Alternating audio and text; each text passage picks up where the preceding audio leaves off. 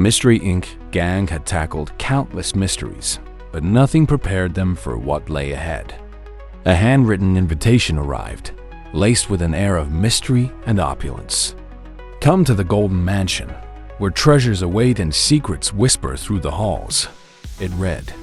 Intrigued, Fred decided this was a case worth pursuing. The group's van rolled up the cobblestone driveway, the massive gates creaking open to reveal an estate that shimmered in the moonlight. Little did they know, a trap awaited within the golden walls. The mansion's entrance loomed, its intricate carvings glowing faintly. Daphne adjusted her scarf, marveling at the grandeur. "This place looks like it belongs in a storybook," she said, though her admiration was tinged with unease. Inside, chandeliers sparkled like diamonds, and gilded furniture adorned the expansive rooms. Velma noticed immediately that the richness of the decor seemed excessive. "This isn't just wealth," she muttered, adjusting her glasses. "It's greed personified." Shaggy and Scooby, however, had their focus elsewhere on a massive banquet table laden with food. As the group explored, the luxurious air turned sinister. Mirrors lined the walls, reflecting the gang's every move with eerie precision. Daphne noticed something odd. Her reflection lingered a moment longer than it should. "Fred, something's not right here," she said. Fred's instincts kicked in as he examined the room. "This mansion feels like it's alive," he murmured. Velma, already investigating, stumbled upon an ornate key lying on a pedestal. This could unlock something important, she speculated. Suddenly, a booming laugh echoed through the mansion, freezing everyone in their tracks. "Welcome, meddling kids," the voice thundered. A ghostly figure resembling Trump appeared in a swirling mist, his features exaggerated and caricature-like. "You'll never uncover my secrets," it declared, pointing an accusing finger. As the gang watched in shock, the ghost vanished into a mirror. Velma instinctively ran toward it, but the glass solidified, trapping her on the other side. "Velma!" Daphne screamed, pounding on the mirror. "I'm fine," Velma's muffled voice came through, "but this room is a maze of mirrors." Fred rallied the team, his determination unwavering. "We're not leaving until we get Velma out and figure out what's going on here," he said firmly. Shaggy and Scooby, though reluctant, nodded in agreement. "Like, I'm not a fan of ghosts or mirrors," Shaggy said, clutching Scooby. "Roar me neither," Scooby added. Together, the group began searching for clues, the mansion's glittering beauty masking the darkness lurking within. Every step they took brought them closer to the truth and deeper into the trap. The gang's frantic search for Velma led them deeper into the mansion's sprawling corridors. Each hallway seemed identical, the mirrored walls playing tricks on their senses. Daphne ran her fingers along the edge of one mirror, hoping to find a hidden mechanism. "These reflections aren't just decorative," she observed, her voice steady despite the growing unease. Fred studied their surroundings, his jaw tight with concentration. "We need to map our movements," he suggested. "This place is designed to disorient us." Shaggy and Scooby lagged behind, their nerves frayed by the flickering lights and eerie laughter that seemed to echo from nowhere. "Like, this is the worst house of mirrors ever," Shaggy muttered, clutching Scooby's collar. Suddenly, Scooby's nose twitched, and he barked, pawing at a section of the wall. "Raggy Rook!" he exclaimed. Fred rushed over, inspecting the spot where Scooby pointed. "Good boy, Scoob," he said, finding a faint outline of a hidden door. With Daphne's help, he pushed it open to reveal a narrow staircase spiraling downward. Meanwhile, Velma navigated the mirrored room she was trapped in. The reflections seemed to shift as she moved, distorting her sense of space. "This is some kind of optical illusion," she deduced, tapping the glass with her knuckles. Her sharp eyes caught a faint inscription etched into one of the mirrors. "The key lies in the light." She fumbled in her pocket for the small flashlight she always carried. As she shone it on the mirrors, a path began to reveal itself, the reflections aligning to form an exit. Fred, Daphne, Shaggy, and Scooby descended the staircase, their flashlights illuminating cobwebbed walls and dusty portraits. At the bottom, they found a small chamber filled with antique items, gilded clocks, jewel-encrusted trinkets, and a map spread across a table. Daphne's eyes widened. "This must be the collection room," she whispered. Fred examined the map, which seemed to chart the entire mansion. "This is how they've been keeping track of us," he realized, noting the marked paths through the maze. Shaggy reached for a sparkling goblet, but Fred stopped him. "Careful. This might be booby-trapped," he warned. As Velma's flashlight-guided path led her closer to an exit, she suddenly heard the ghostly laugh again. "You're clever, but you'll never escape my golden prison," the voice taunted. Unshaken, Velma pressed forward, her determination unwavering. At the same time, Fred and the others emerged into a grand hall where a massive chandelier sparkled ominously above them. "We're getting closer," Fred said, his tone resolute. Scooby barked in agreement, his tail wagging slightly despite the tension. The group's resolve deepened as they prepared to face the truth lurking within the mansion's gilded depths. The grand hall stretched before them, its high ceilings adorned with intricate gold leaf patterns that seemed to glow in the dim light. Fred led the group cautiously, his flashlight sweeping the room. "This place feels like a trap," Daphne muttered, her heels clicking softly against the polished floor. Shaggy and Scooby huddled close, their eyes darting nervously to every flickering shadow.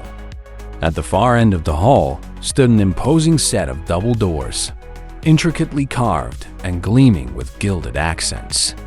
"That has to be important," Fred said, his voice steady but tense. As they approached the doors, a faint hum filled the air, growing louder with each step. Scooby froze, his nose twitching. "Row!" he whimpered, backing away. Shaggy grabbed his arm. "Don't chicken out on me now, buddy," he said, though his own voice trembled. Fred pushed the doors open, revealing a lavish study filled with more golden artifacts, each more extravagant than the last. In the center of the room stood a massive desk, and behind it, a tall man with sharp features and piercing eyes. "Welcome," he said with a smirk. "You've come far, but this is where your journey ends." The man's polished demeanor and confident tone sent a chill through the group. Daphne's eyes narrowed. "Who are you?" she demanded. The man's smirk deepened as he gestured to the opulent room around him. "I am the collector," he declared. "Everything in this mansion belongs to me, and soon it will include your secrets too." Fred stepped forward, his fists clenched. "You're behind the ghost and Velma's disappearance," he accused. The collector chuckled, unfazed. "A little theatrics go a long way," he admitted. "Fear makes people easy to manipulate." Meanwhile, Velma's determined path through the maze of mirrors brought her closer to the heart of the mystery. Her flashlight illuminated another inscription: "The truth is hidden in plain sight." She paused, glancing at her surroundings. "Hidden in plain sight," she repeated, her mind racing. Adjusting her glasses, she noticed a faint distortion in one of the mirrors. A hidden door, she realized, pushing against the glass. It swung open, revealing a secret passageway that led to the study where the rest of the gang faced the collector. The hidden door creaked open, and Velma stepped into the room, her presence startling the collector. "Velma!" Daphne exclaimed, rushing to her side. The collector's confident facade cracked as he realized his plan was unraveling. "You've meddled enough," he growled, lunging for a nearby lever. Fred acted quickly, tackling the man to the ground before he could activate the trap. Velma picked up a golden ledger from the desk, flipping through its pages. "This is it," she said, her voice steady. "Proof of everything, the stolen artifacts, the staged haunting, and his plan to frame us for it all."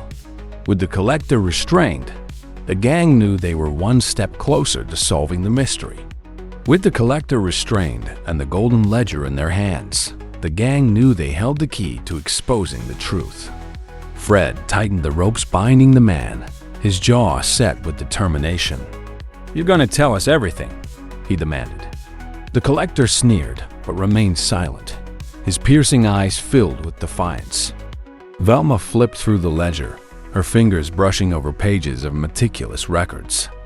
"These artifacts aren't just stolen," she said, adjusting her glasses. "They're connected to unsolved heists all over the country."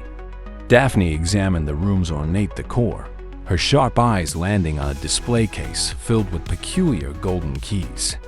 "Fred, look at this," she called. These keys matched the shapes of locks we've seen throughout the mansion. Fred nodded, his mind racing. If we can find where they fit, we might uncover more of his secrets. Shaggy and Scooby, meanwhile, cautiously inspected a tray of glittering jewels on the desk. "Like, these look too shiny to be safe," Shaggy muttered. Scooby sniffed at them and barked, confirming his suspicion. The gang's search was interrupted by a sudden creak. A hidden panel slid open in the corner of the room, revealing a passageway shrouded in darkness. The collector's smirk returned. "You've triggered the final act," he said ominously. Fred turned to the others. "We don't have a choice. If this leads to the heart of his operation, we need to see it through." Velma pocketed the ledger, and the gang entered the passage, their flashlights cutting through the gloom. The narrow tunnel twisted and turned, its walls lined with intricate carvings that seemed to tell a story of greed and betrayal. Daphne's fingers traced the engravings as they moved deeper. "This place is practically a shrine to his obsession," she said, her voice echoing softly.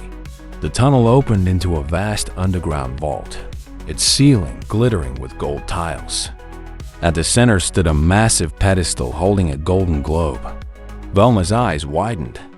"This must be the centerpiece of his collection," she whispered. As they approached the pedestal, the room began to rumble. "It's a trap!" Velma shouted, spotting pressure plates embedded in the floor. Fred quickly pulled everyone back, scanning the room for a safe path.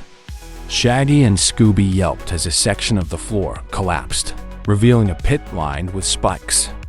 "Like, I knew this guy was nuts, but this is overkill," Shaggy exclaimed. Fred found a series of narrow beams leading to the pedestal. "We have to deactivate the trap and secure the globe," he said. "It's the only way to stop him." The gang braced themselves, knowing the next steps would require all their courage and skill. Fred carefully balanced on the narrow beams, leading toward the golden globe.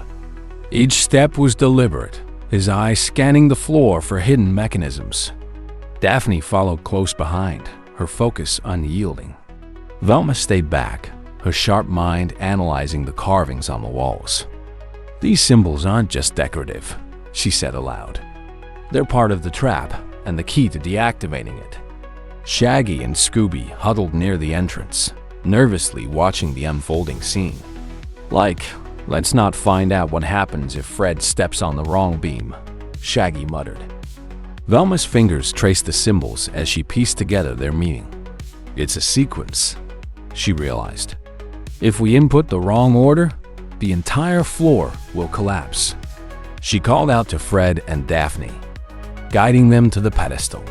Fred reached the golden globe, his hands hovering over its surface. "What do I do now?" he asked, his voice tense. Velma studied the carvings. "There's a latch underneath," she said. "But you'll need to turn it counterclockwise while pressing the center." As Fred followed Velma's instructions, the globe emitted a low hum. The rumbling ceased and the floor stabilized. "I think it worked," Fred said, exhaling in relief. Daphne inspected the pedestal, finding a hidden compartment. Inside was a small, intricately carved box. "This must be what he was trying to protect," she said, holding it up. Velma nodded. "If this contains more evidence, it could be the final piece to exposing his operation." Suddenly, The collector's voice echoed through the vault.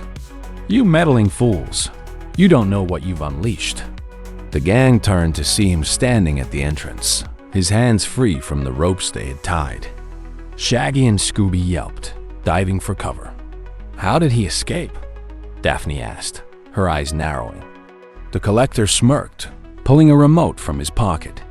"You've triggered the failsafe," he sneered, pressing a button. The walls of the vault began to shift, golden tiles falling like pieces of a puzzle. "We need to get out of here now," Fred shouted.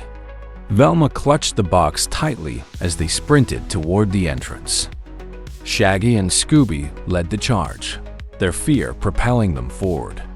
The shifting walls made the path treacherous, but the gang worked together, guiding each other through the chaos. As they reached the tunnel, the vault collapsed behind them with a deafening crash. Outside, the collector was swiftly apprehended by the authorities, thanks to Daphne's earlier call. Fred handed over the box and the ledger to the sheriff. "This should be enough to convict him," Fred said. The gang watched as the collector was taken away, their relief tempered by the realization of how close they had come to disaster. The gang stood outside the crumbled remains of the vault, the morning sun casting a golden hue over the once intimidating mansion. The collector, now handcuffed and flanked by 2 officers, glared at the group.